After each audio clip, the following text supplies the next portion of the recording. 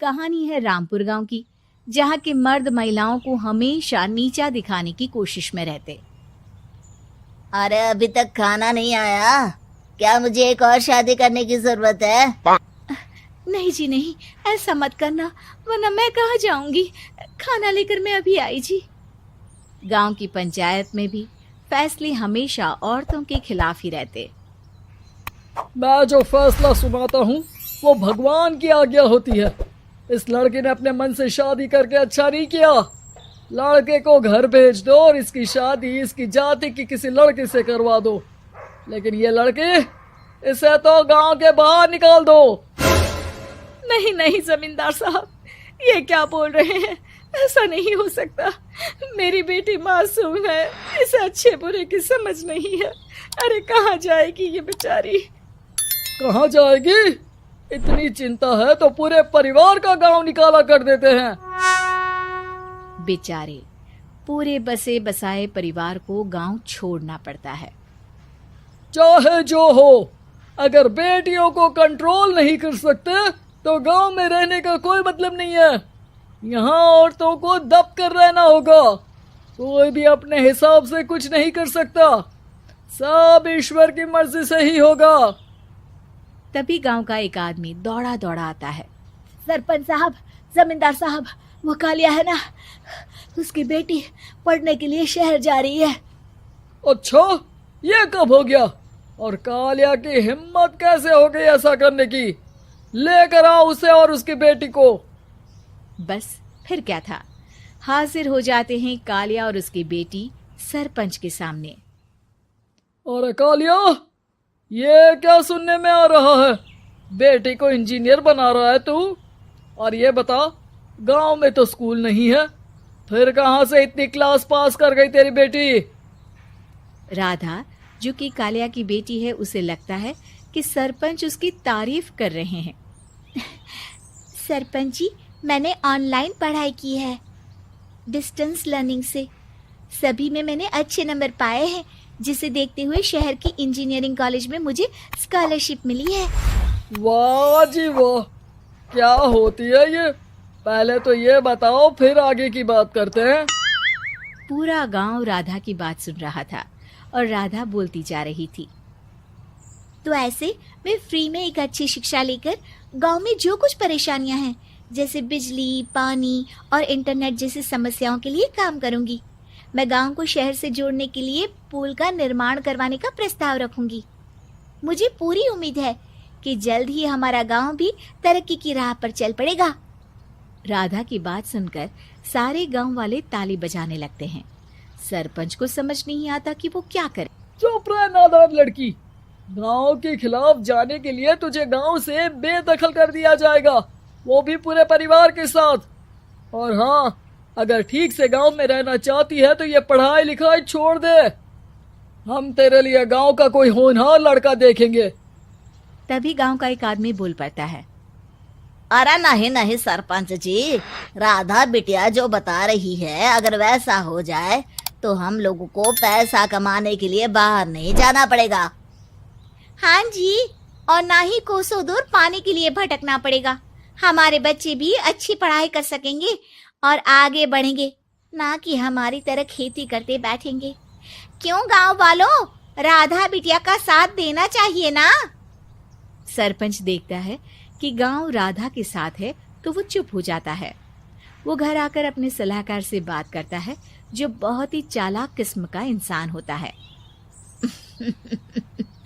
अरे सरपंच साहब, आपको बहुत ही होशियारी से काम लेना पड़ेगा। एक बार गांव तरक्की कर गया, यहाँ के बालक पढ़ लिए तो कोई ना पूछेगा आपको। और फिर ये जो बेटा और बेटी है ना आपके, इनको भी आम लोगों की तरह ही जीवन जीना होगा। हाँ, लेकिन करे तो क्या करे? वो ना आप मुझ पर छोड़ दीजिए, बस मैं जैसा बोलूं करते जाइए। अगले रोज सुबह जब गांव वाले सोकर उठते हैं तो राधा के घर के बाहर और साथ ही वो लोग जिन्होंने राधा का सपोर्ट किया था, उनके घर के आगे लाल रंग से कल आऊंगी लिखा होता है। कल आऊंगी, यह क्या होता है? अरे यह तो खून से लिखा है, लगता है कोई भूत प्रेत या चुड़ैल का साया है। चलो सरपंच जी के पास चलते हैं। सभी सरपंच के पास जाकर उसे सारी बात बताते हैं। अरे ये तो बड़ी मुश्किल की बात है। चलो मैं एक बाबा को जानता हूँ, उन्हें बुला लेता हूँ। सरपंच बाबा को लेकर गांव के घर के बाहर जाता है।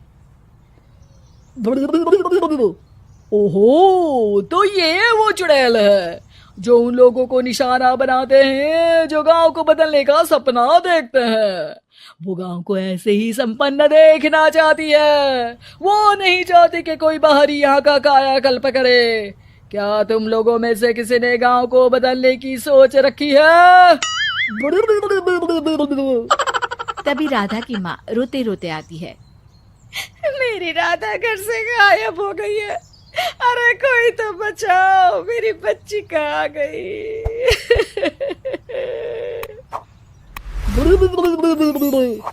ले गई वो चुड़ैल, तेरी बच्ची को ले गई।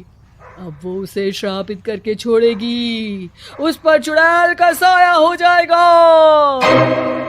तभी बुरी सी हालत में राधा भी वहां आ जाती है। उसके बाल चुड़ैल की तरह फैले होते हैं और कपड़ों में खून लगा होता है। सभी राधा को देखकर डर जाते हैं। माँ, पता नहीं मुझे कौन उठा कर ले गया था। अरे दूर दूर हो जा चुड़ैल, अब हम लोग इस गांव में नहीं रुकेंगे। अरे कैसे बातें कर रहे हैं आप? कल तो आप मेरे भरोसे गांव का हुलिया बदलने, अपने बच्चों को पढ़ाने और तरक्की उन्नति की बात कर रहे थे, तो आज क्या हो गया आपको? ये फिर तुम लोगों को बहकाएगी। ये चुड़ैल गांव में आ चुकी है, ऐसे ही ये तुम्हारे घर के बच्चों को भी ले जाएगी। गांव वाले राधा को गांव से बाहर निकाल देते हैं। उसके माँ बाप रोते रहते हैं, लेकिन गांव वाले नहीं मानते। मैं भी अपनी बहन के साथ गांव के बाहर रहूंगा, लेकिन वो पढ़ाई नहीं छोड़ेगी। वहीं सरपंच के घर पर सलाहकार कहता है। देखा, सांप भी मर गया और लाठी भी नहीं टूटी। लेकिन अगले ही दिन सरपंच के घर के बाहर भी वही शब्द लिखे होते हैं। और फिर सरपंच की बीवी कहती है, हमारी बेटी को किसी ने अगवा कर लिया है। तभी राधा का भाई वहां आ जाता है। अरे गांव वालों, मैंने सरपंच जी की बेटी को देखा था। वो चुड़ैल उसे उठाकर ले जा रही थी। अरे क्या मजाक कर रहे हो?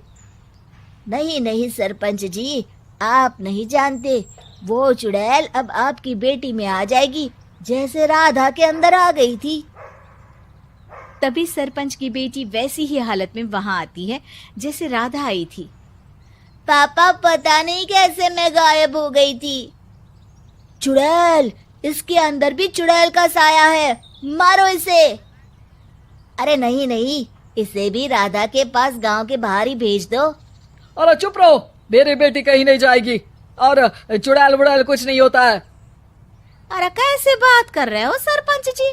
आप तो बोल रहे थे कि आपका फैसला भगवान का ज्ञान होता है, तो अपने पर बात आई तो अब आप ऐसे बोल रहे हैं। अरे ना ना ना, आपको अपनी बेटी को त्यागना ही होगा। अरे बुलाओ बाबा को।